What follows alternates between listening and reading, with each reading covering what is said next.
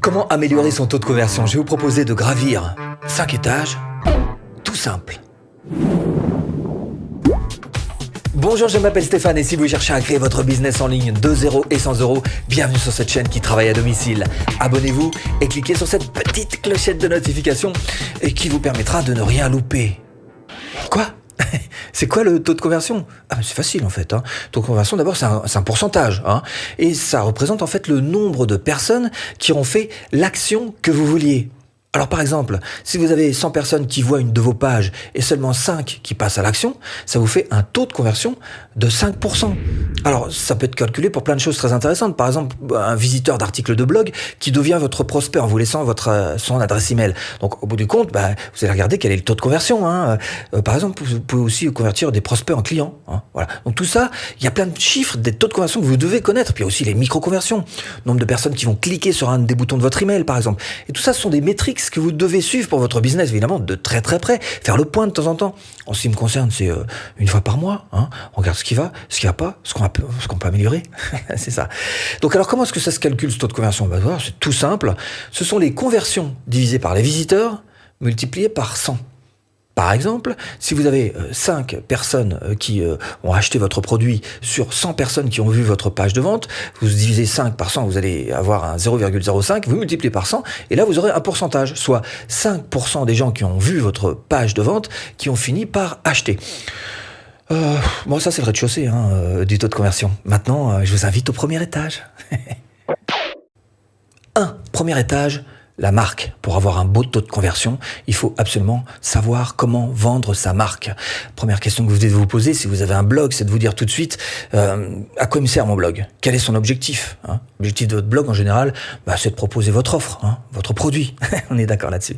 Donc pour avoir un beau taux de conversion, il faut que votre offre soit bonne. Et pour qu'elle soit bonne, il faut qu'elle ait certains points forts. Comme par exemple, premier point fort, c'est qu'elle soit irrésistible. Une offre irrésistible. Il est possible que votre produit ait quelques concurrents, donc il faut que vous arriviez à le différencier.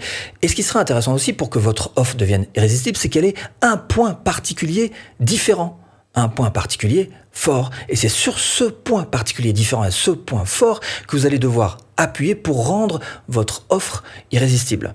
Deuxième chose, votre offre doit être claire. Alors, tiens, je vous prends cet exemple. Vous allez faire les soldes avec votre chérie au bras. Entrez dans le magasin et tout de suite, observez ce qui se passe juste à côté. Là. Vous allez voir, c'est... Il y a quoi? Qu'est-ce qu'il y a? La question qu'il y a dans la tête, qui tourne à ce moment-là de votre chérie, c'est qu'est-ce qu'il y a pour moi dans ce magasin? C'est ça qui fait que... Et c'est les questions qu'on a tous. Alors je vous rassure, c'est pas que les filles, c'est aussi les garçons. On est tous comme ça et on fonctionne tous comme ça. Quand on arrive face à une nouvelle offre, la première question qu'on se pose, c'est qu'est-ce qu'il y a pour moi dans cette offre? Et puis, la deuxième qui vient juste derrière, c'est pourquoi est-ce que je l'achèterais à lui en particulier? Donc, ces deux questions-là doivent être abordées et vous devez y répondre de manière la plus claire possible pour que votre offre soit claire. Et la troisième chose qui est importante pour avoir une bonne offre, c'est votre marque. Il faut absolument que votre marque soit valorisante. Quand vous achetez, par exemple, de l'Apple, la petite pomme.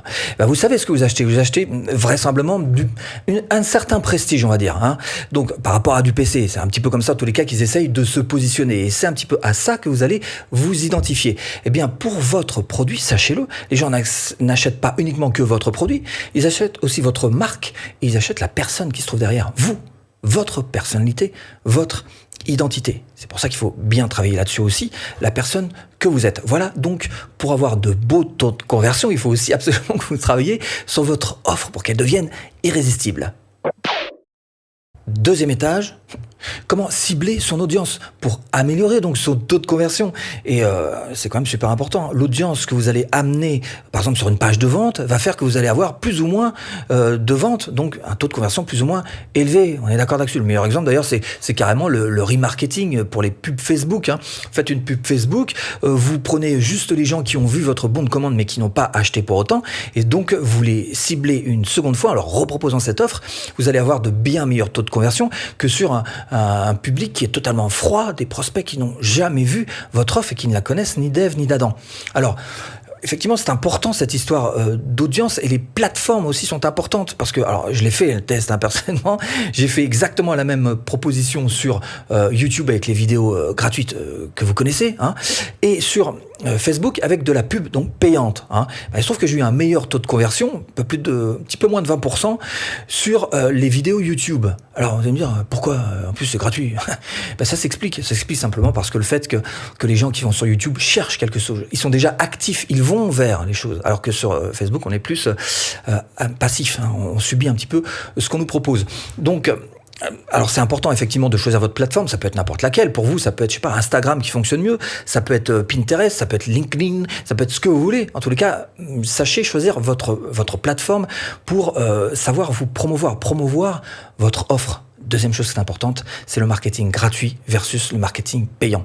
Alors marketing gratuit, c'est vrai, c'est lent, c'est un peu plus lent que le marketing payant. Par contre, une fois que c'est lancé, c'est tranquille, hein. Les pubs, par exemple les vidéos YouTube gratuites, c'est une sorte d'actif que vous avez et qui va durer très très longtemps.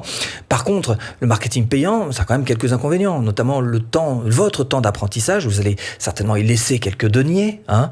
Il y a aussi le temps que l'algorithme sache un petit peu ce que vous voulez. Vous allez y laisser quelques deniers. Donc l'idéal, si vraiment vous avez envie de partir bille en tête sur le marketing payant, et je vais pas pouvoir vous en empêcher, même si je vous recommande de commencer par le gratuit, l'idéal c'est quand même de commencer par du remarketing, comme je vous le disais tout à l'heure. C'est-à-dire que là, vous allez viser une clientèle qui a déjà vu votre offre, et ce sera beaucoup plus facile, vous aurez de meilleurs taux de conversion que de partir. Et après, avec le temps, vous allez élargir sur des prospects un petit peu plus chauds, puis un petit peu moins chauds, jusqu'à arriver carrément aux prospects bien froids, gelés de Facebook.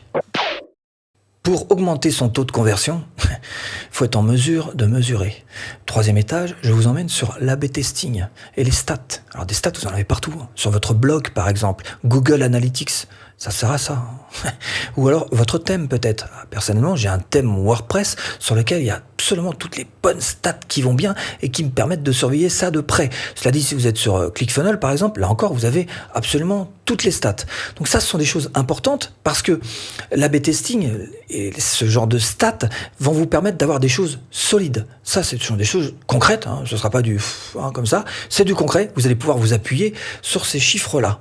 Donc ça, c'est la première chose. La deuxième chose concernant cet A/B testing, et ça me paraît important, c'est de faire des tests sur des choses qui soient très différentes.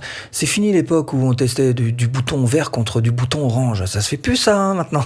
Ce sont des pages qui vont être absolument différentes et qui, au bout d'un certain temps, vont vous dire non, celle-ci a un meilleur taux de conversion, donc finalement je vais laisser celle-ci et je vais éliminer l'autre. C'est le principe de l'A/B testing. Alors effectivement, quand on y réfléchit bien, il faut aussi y laisser pas mal de temps parce que les courbes finissent souvent par se croiser. Donc au tout début, vous avez telle page qui fonctionne mieux, la A qui fonctionne mieux que la B, et puis avec le temps, vous vous rendez compte que les courbes s'inversent.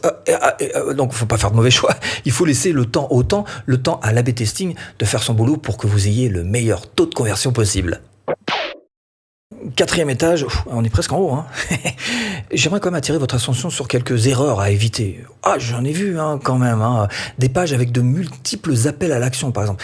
Évitez les distractions. Alors, une page avec, par exemple, abonnez-vous ici, inscrivez-vous à ma newsletter, partagez-la, rejoignez mon produit ici, cliquez sur mon...